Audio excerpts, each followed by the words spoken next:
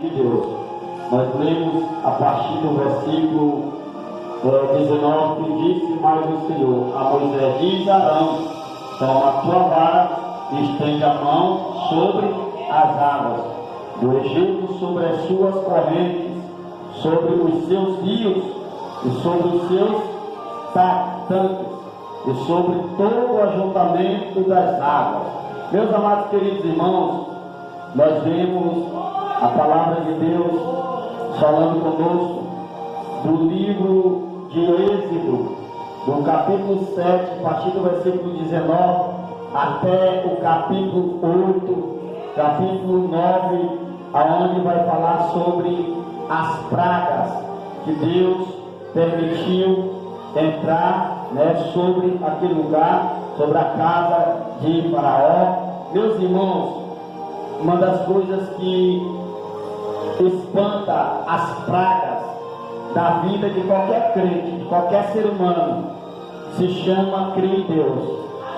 A única coisa que nos livra de qualquer praga, nos livra de qualquer maldição, nos livra de qualquer perseguição, nos livra de qualquer afronta, seja dos faraós da vida, seja dos profetas de Balaão, aleluia, seja Balaque, seja Sabalaque, seja Tobias, que vai se levantar para amaldiçoar ou trazer qualquer coisa para te desanimar, te entristecer, te colocar para baixo, seja ataques espirituais que luta em oculto. Saiba que Deus, Ele te livra a partir do momento que você é obediente à palavra de Deus, que você é obediente à voz de Deus, porque você tem que ser obediente, que nem os homens e mulheres de Deus no passado, aleluia. Moisés estava ali obedecendo a voz de Deus, falando com ele, aleluia, louvado seja Deus. O profeta Eliseu obedeceu a voz de Deus, o profeta Elias obedeceu a voz de Deus, o profeta Jeremias obedeceu a voz de Deus, e demais profetas, como o profeta Amós, ouviu a palavra de Deus, ouviu a voz de Deus, aleluia, louvado seja Deus.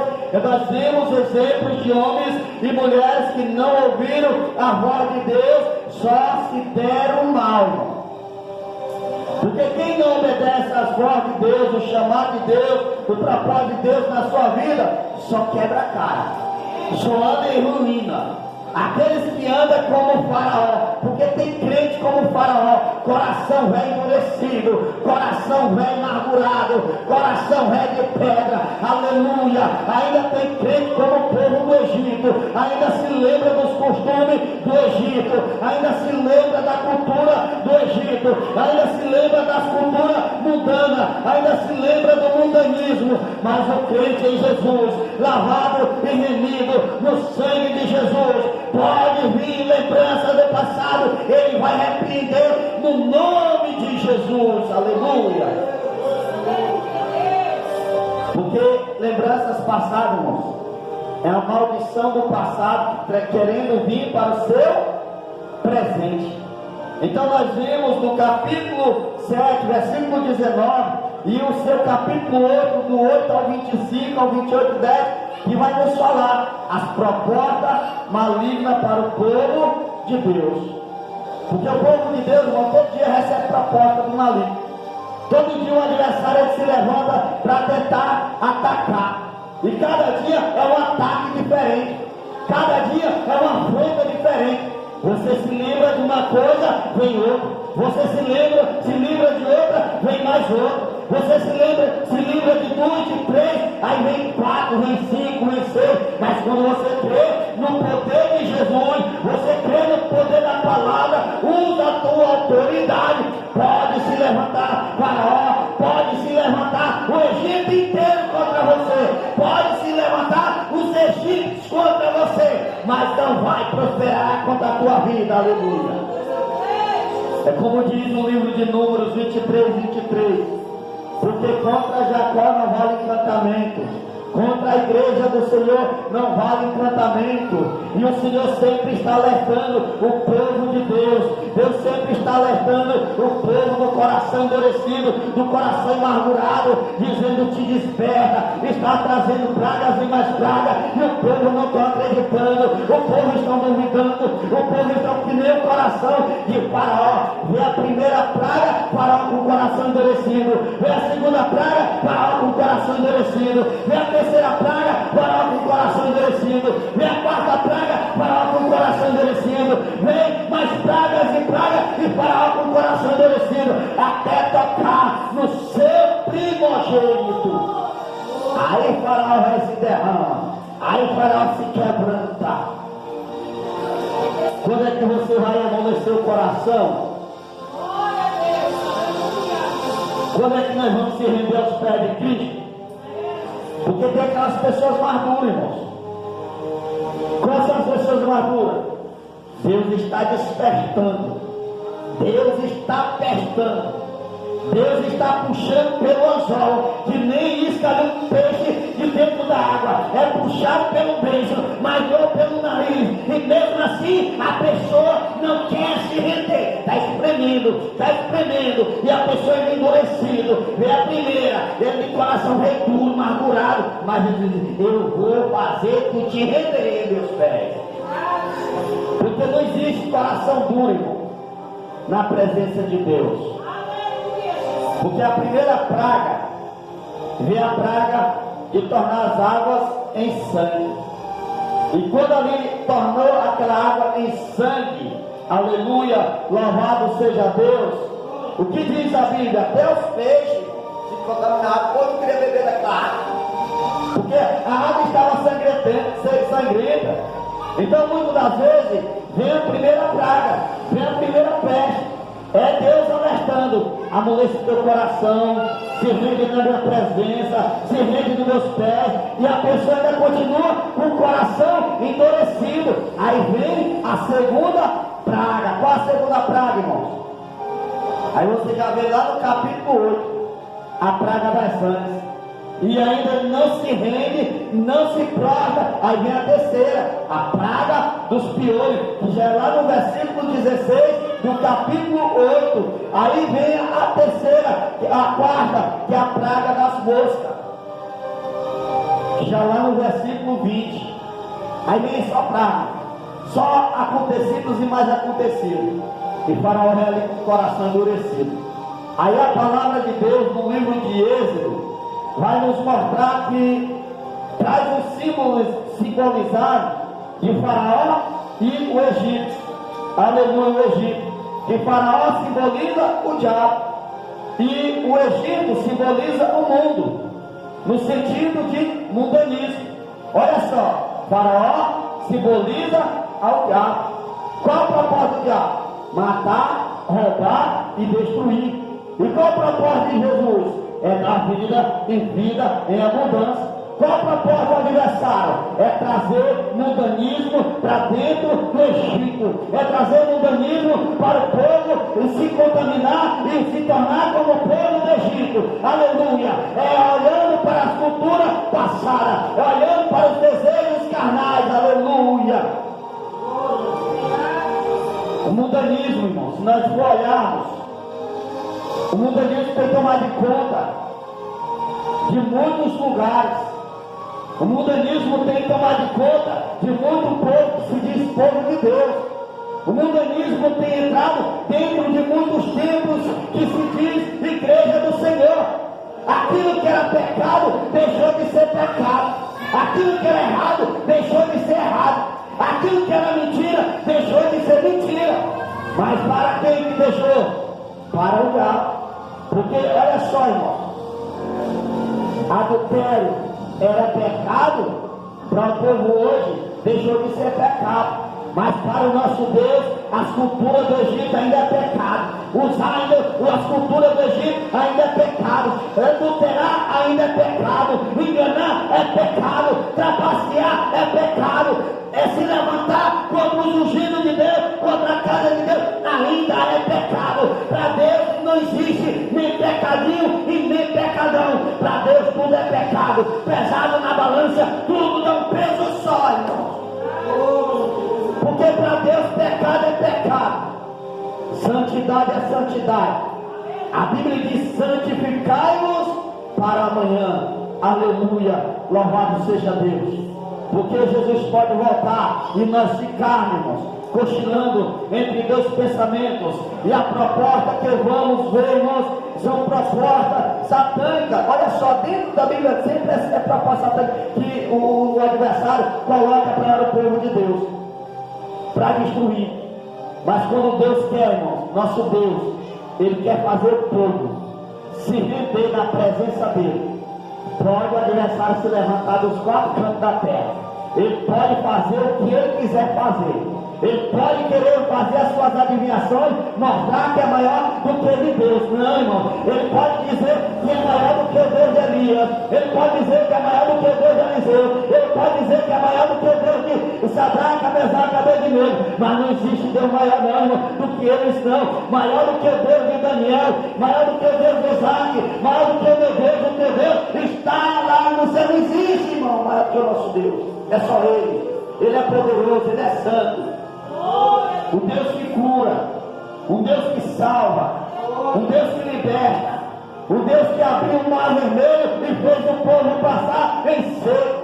Um Deus, olha só, o mar, as águas representam a dificuldade da vida, representa as provas, as dificuldades, as barreiras que existem no meio, porque existem situações que você quer passar, mas parece que tem ali uma barreira no meio do escuro, que você não consegue passar, você não consegue ultrapassar aquilo. Ah, Deus, é sempre nessa situação, eu não aguento mais, eu não suporto mais.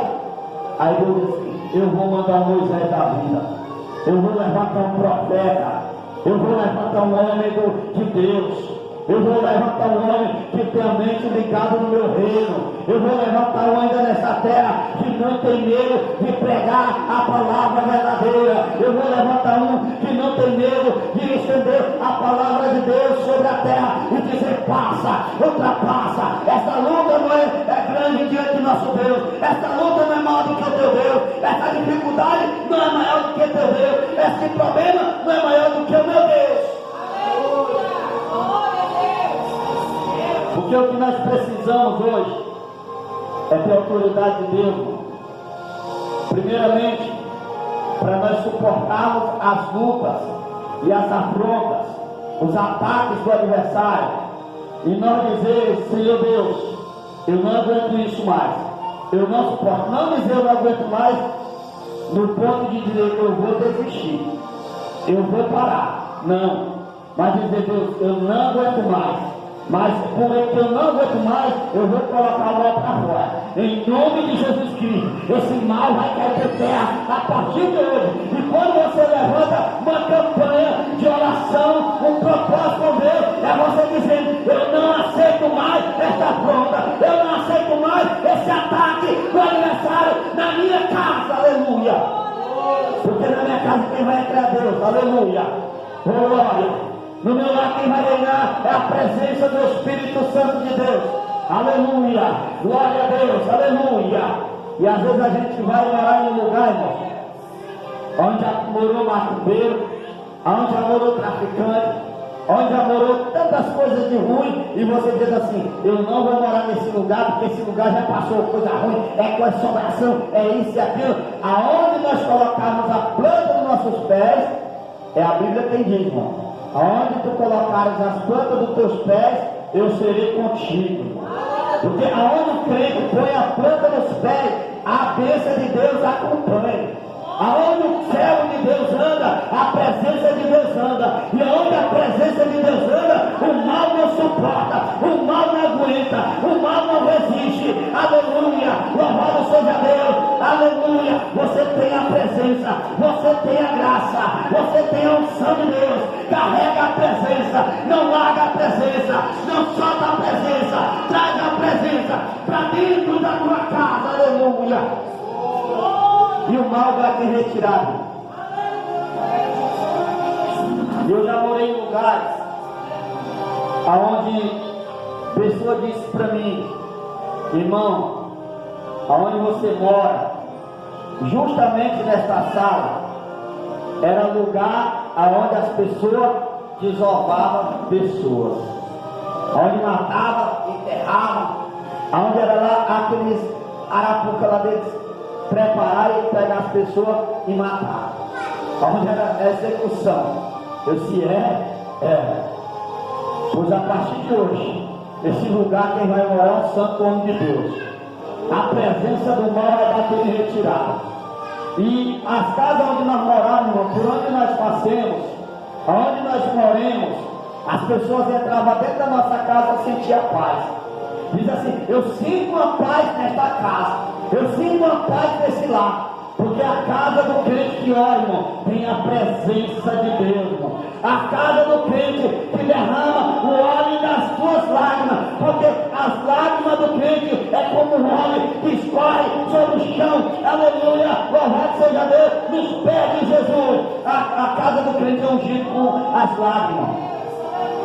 E a casa do crente é ungida com as lágrimas. Você entra dentro daquela casa, você sente paz. Você sente alegria.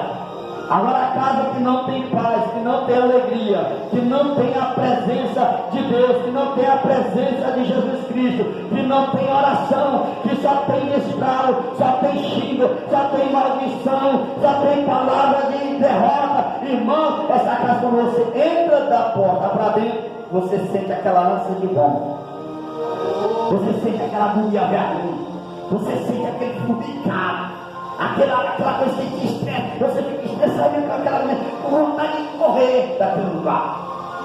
Mas quando você entra, põe os pés e você ora, você pede a Deus, você pede ao Senhor, para o Senhor entrar com misericórdia, você pede ao Senhor para entrar na tua casa, assim como o Senhor entrava na casa de Maria e Marta. Aleluia, aleluia, louvado seja Deus. E você não tem como estar como Marta, distraída, afagicado com qualquer coisa, estressado não, irmão, preocupado com as coisas terrenas não. Você tem que estar como Maria, ver e se correr para os pés de Jesus, se derramar na presença de Jesus. Onde a tua casa é teu lar, chorando na presença de Deus na tua casa. Traga a presença de Deus para o teu lar. Aí Faraó rei, quando ele viu aquela praga do sangue, aí disse mais o Senhor a Moisés: diz Arão, toma a tua vara, estende a mão sobre as águas. Porque a mão do homem de Deus, irmão, tem a autoridade de Deus. Porque aonde, quando Moisés estendia a mão, estendia a vara, ali tinha a autoridade de Deus. Se Deus disser, essa vara vai se transformar em uma serpente, engolir outra serpente, vai se transformar. Porque é Deus quem manda, irmão. Quando Deus manda, quando Deus diz que vai fazer, está assinado. Quando Deus fala, está falado e pronto. Deus não volta atrás do que Ele fala. Aleluia. Aí diz assim: estende a mão sobre as águas do Egito, sobre as suas correntes, e sobre os seus rios, e sobre os seus tanques, e sobre todo o ajuntamento das suas águas, para que se torne em sangue. Porque aonde houvesse água, irmão, que eles olhassem, ele ia ver em sangue. E nós já vemos sinais por aí de pessoas dizer que teve rios que já ficou em vermelho em sangue. A Bíblia diz que os sinais de Deus, todos os olhos verão. Ou seja, quando Deus for mandar sangue para contaminar a água com sangue, vai ser todas as águas de todo o rio. Pode ser o rio de São Paulo, do Egito, pode ser o rio de lá de fora, de outros países. É todos os rios, todos os tanques, aonde houver água, irá se contaminar. Porque as pragas, quando vêm, todos têm que passar. Aleluia, louvado seja Deus. Todos têm que passar e ver a mão de Deus.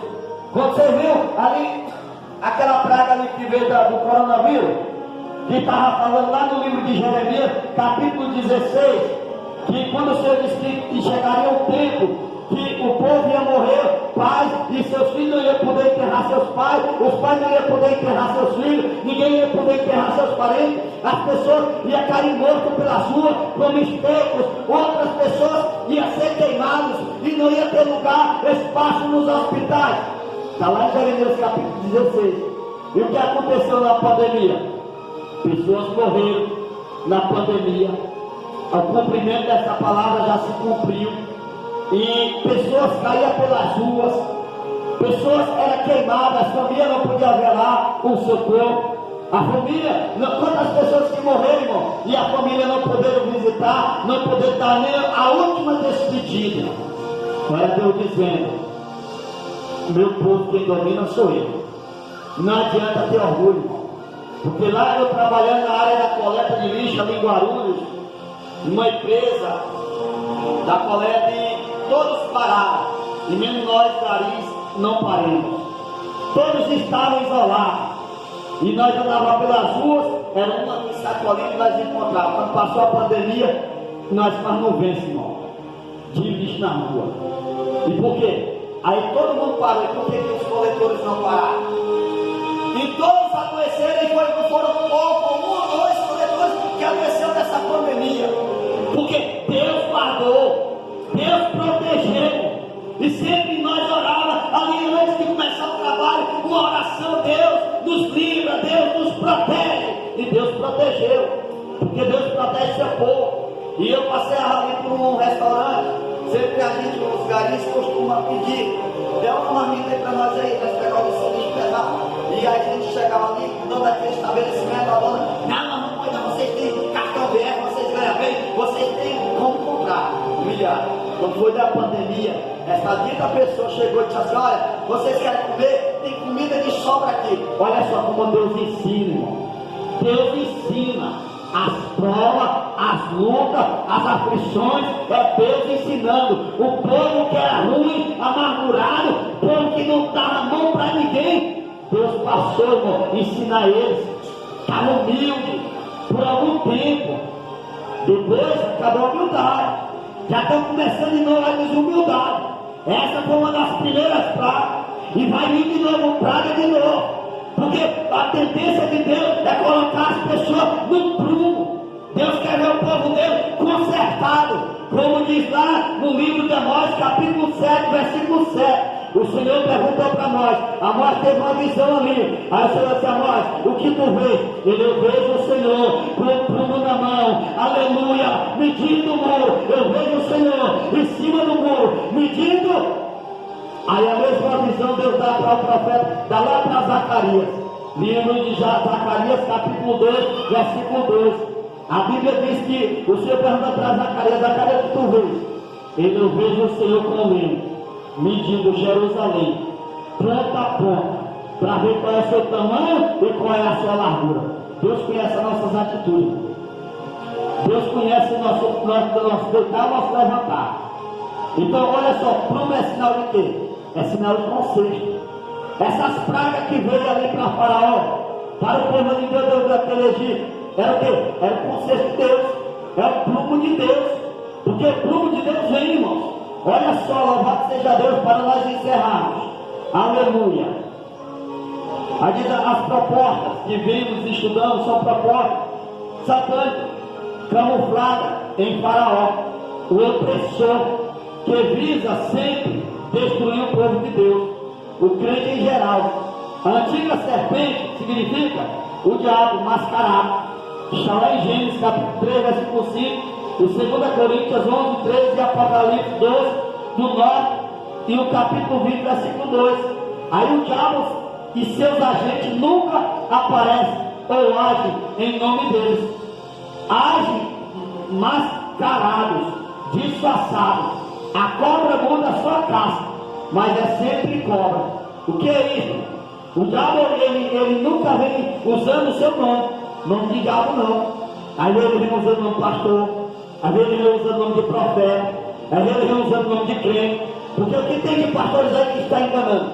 O que tem de pastores aí que está na prostituição? O que tem de profetas aí, profeta de Baal? O que tem de profeta de engano? Por aí não é brincadeira não. Tem profeta de tudo que é preço, de tudo por aí. É o diabo camuflado. A serpente, a cobra, ela muda a pele, mas ela não deixa de ser cobra. Ela não deixa de ser serpente. A cobra, quando ela quer atacar, às vezes tem cobra que ela é tão esperta que ela muda a pele, ela se esconde sobre as folhas e deixa ali só um cantinho do olho de fora. E quando a pessoa